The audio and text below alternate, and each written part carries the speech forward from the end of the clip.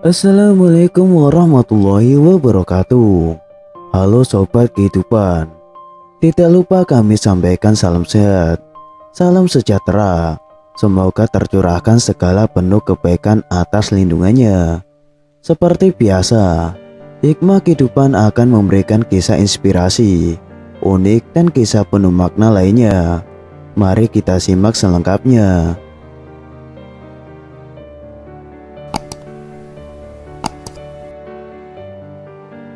Sehari sebelum pernikahan, ayahku tidak datang. Setelah mengetahui kebenaran, aku membatalkan pernikahan. Aku dibesarkan di daerah pedesaan. Meskipun aku adalah satu-satunya anak dalam keluarga, kehidupan keluargaku sangat sulit. Ketika aku masih di sekolah menengah pertama, ibuku meninggal karena sakit parah. Meskipun keluargaku miskin, ayahku tidak ingin aku putus sekolah dan bekerja lebih awal seperti anak-anak lain di desa. Ayahku berharap suatu hari aku dapat diterima di universitas, menonjol, dan bisa mengangkat derajat keluarga. Ayahku berusia 50-an. Mungkin karena ayahku telah melakukan banyak kerja keras dan dia terlihat jauh lebih tua daripada teman-temannya. Melihat wajah ayah yang menua, aku diam-diam bertekad harus diterima di universitas, sehingga aku dapat memenuhi kerja keras ayahku selama bertahun-tahun.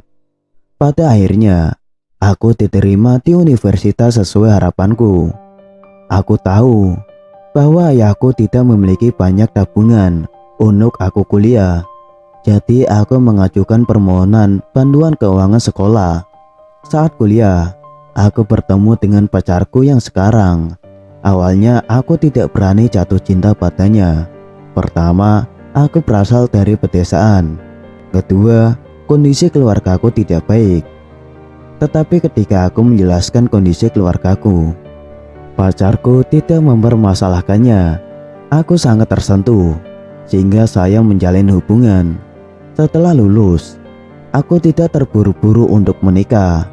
Aku ingin bekerja mengumpulkan uang untuk membeli rumah dan kemudian menikah. Tetapi 3 tahun setelah lulus, orang tua pacarku mendesak kami untuk menikah dan mengatakan bahwa jika uangnya tidak cukup, mereka akan memberi pinjaman.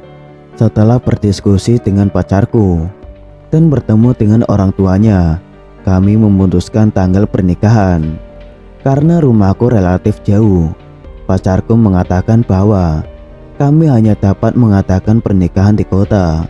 Berpikir aku tidak punya banyak kerabat di desa, jadi aku setuju.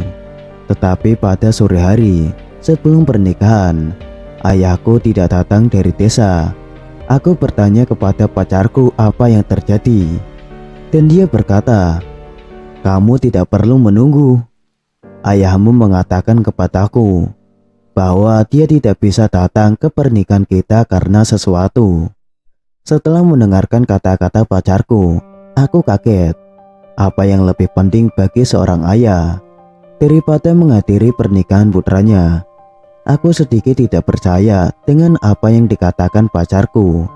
Jadi aku terus mendesaknya, dan dia akhirnya mengatakan sesuatu.